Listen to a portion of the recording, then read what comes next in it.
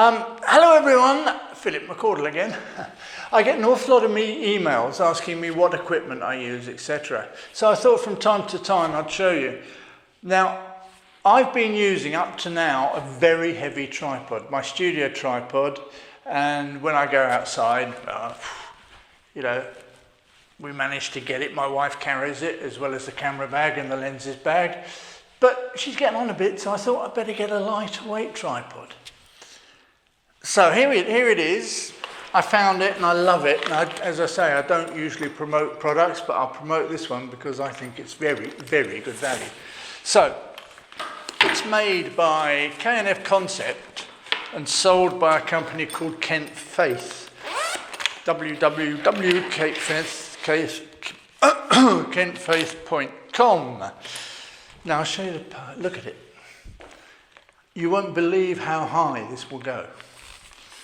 So, of course, the legs unwind in that direction, which I love, because it makes for a smaller packet. It's got locks on where you can lock it at virtually any level. It will go virtually flat.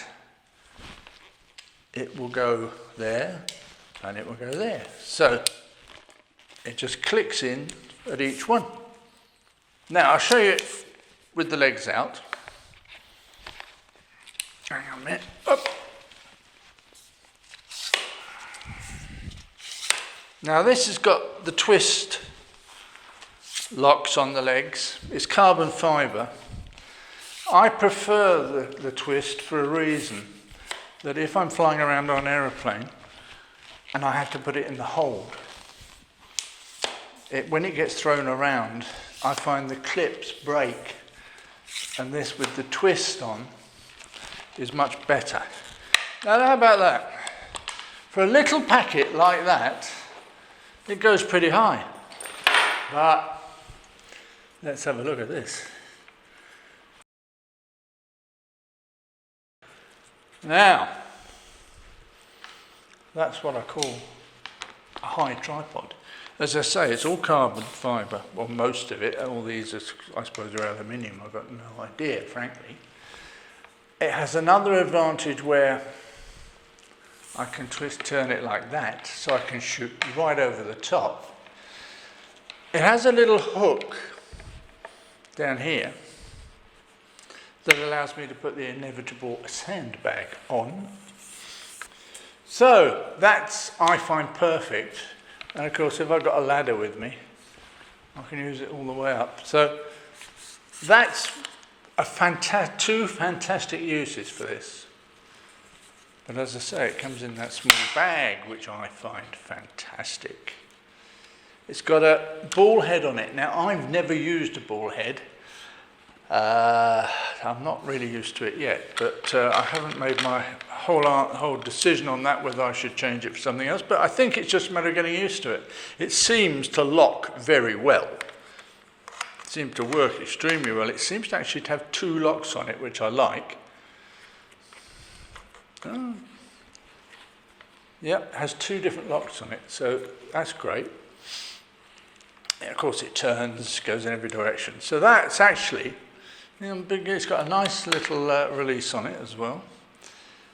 But it does one other thing, and this I love.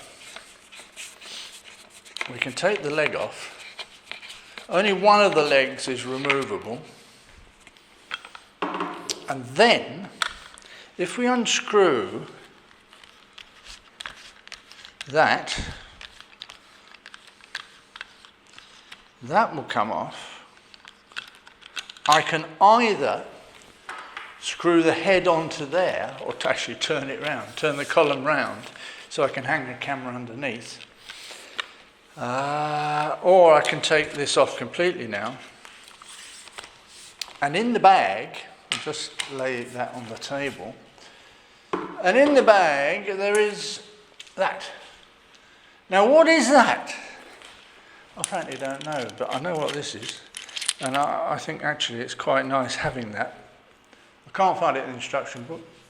But it's nice having that because it does look after that, stops you losing it, which might well be the reason it's there.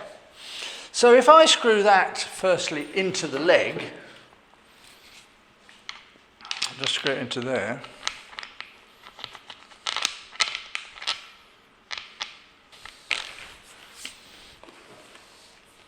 And then I screw that to there. I've got a very nice monopod. But, of course, if I remember which... there we go. Now how about that? That's a monopod for a giant. I always find that monopods are too low unless you pay an awful lot of money. And nothing worse with a monopod that height trying to shoot with it. So there it is. Now I'll tell you again, I'll put it on the website down at the bottom, but it's K&F. Have a quick look. It's K&F Concept, sold by www.kentfaith.com. It's underneath. So I wouldn't be recommending it unless I thought it was good. It's very democratically priced. So, till next time, bye.